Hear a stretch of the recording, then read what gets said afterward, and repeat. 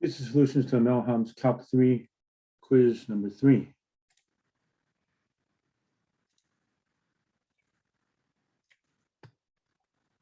Number 1, give the domain of the vector function.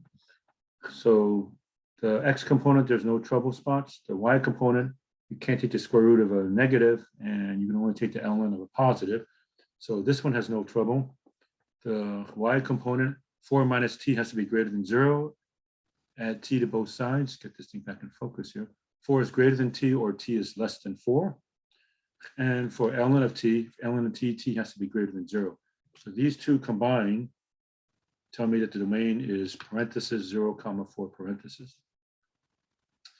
Number 2, find r prime of 1. Find r prime. It's 3 and 1. Differentiate that, differentiate that, differentiate that. Okay, get this thing back in focus. So the first one looks like the quotient rule, right?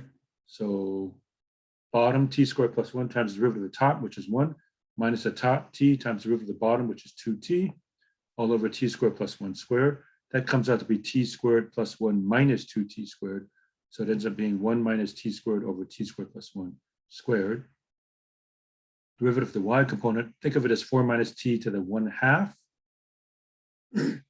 So the derivative is 1/2, 4 minus t to the negative half times negative 1. And derivative of ln t is 1 over t. So a little bit of cleanup. That comes out to be negative 1 over 2 radical 4 minus t. All right, r prime of 1, I just plug in 1. Plug in 1 right here, you get 0. That's easy. Plug in 1, you have negative 1 over 2 radical 3. Plug in 1 here, you get 1. So the only troublesome part of this is the middle one.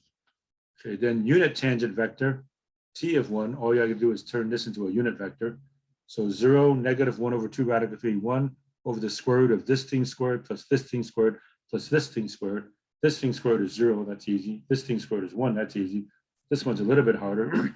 1 over 4 times radical 3 squared, which is 3. So it's 1 over 4 times 3, which is 1/12.